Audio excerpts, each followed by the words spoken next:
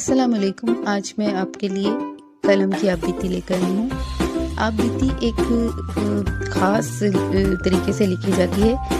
عام اگر بچے چاہیں کہ وہ کوئی سی بھی آپ بیتی خود سے لکھ لیں گے تو ایسا نہیں ہو سکتا. آپ بیتی کو لکھنے کے لیے بہت مہارت کی ضرورت ہوتی ہے. تو اسی لیے میں نے آج قلم کی آپ بیتی کو منتخب کیا ہے. تو شروع کرتے ہیں. میں نے جب شعور کی آنکھ کھولی تو اپنے آپ کو ایک خوبصورت ڈبیا میں پایا. میں خوشی سے پھولا نہیں سماتا تھا. لوگ آتے مجھے دیکھتے، میں ڈبیا میں بند ایک شوکیس کی زینت خیال کیا جاتا تھا. میرے ساتھ میرے اور بھی کئی ساتھی تھے. ہم سب بڑی عیش و عشرت سے زندگی بسر کر رہے تھے. مجھے اپنی ہستی پر فخر محسوس ہوتا. ایک روز ایک صاحب جو بڑے وزادار سے لگتے تھے آتے ہی ایک اچھے سے قلم کی فرمائش کی. دکاندار کو نہ جانے کیا سوجی، سب سے پہلے مجھے ہی پیش کیا.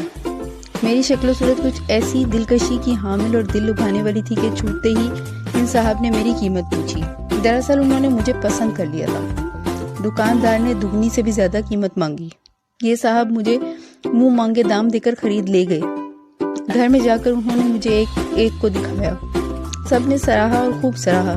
یہ صاحب ایک دفتر کے سپرنٹینڈنٹ تھے. گرچہ دفتر میں تو سرکاری قلم موجود تھے، مگر کچھ اپنی آن بان کی خاطر اور کچھ میری نمائش کی خاطر وہ جیب سے لگا کر دوسروں پر روب ڈالنے کے لیے مجھے بھی دفتر لے جاتے.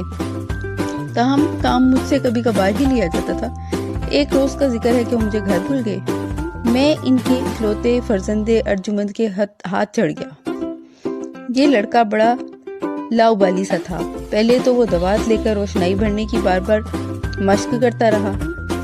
جانے اچانک اسے کیا خیال آیا، اس نے میرا ایک حصہ الگ کرنے کی ٹھان لی. پہلے نب الگ کی، پھر ٹیوب نکالی. میری قدر مزاحمت پر اس نا سمجھ نے میرے بعض اعضائے بدن کو توڑ ڈالا. جس قدر مجھے اس وقت کوفت ہوئی وہ میں بیان نہیں کر سکتا. مگر اس ستمگر کو رحم آنا تھا، نہ ہی آیا. اب جو اس ظالم نے مجھے جوڑنا چاہا تو اس میں ناکام ہو گیا. اب اسے ایک طرف تو اپنے والد کا ڈر تھا اور دوسری طرف میری حالت زار پر رحم آیا. مگر اناڑی تھا، کام نہ بن سکا. اس نے مجھے ایک طرف پھینک دیا. شام کو جب سپرنٹینڈنٹ کو اس ستم کا علم ہوا تو وہ اپنے لڑکے سے اتنے ناراض ہوئے اور میری شامت آ گئی. وہ بار بار کوشش کرتے رہے کہ میری اصلاح کی کوئی صورت نکل آئے، مگر اس ستم نے میرا ستیہ ناش کر دیا. تنگ آ کر انہوں نے مجھے ردی کی ٹوکری میں پھینک دیا. تھوڑی دیر کے بعد ایک خاک روب نے ردی کی ٹوکری جھاڑی تو مجھے کوڑے کرکٹ کے بڑے ڈبے میں پھینک دیا.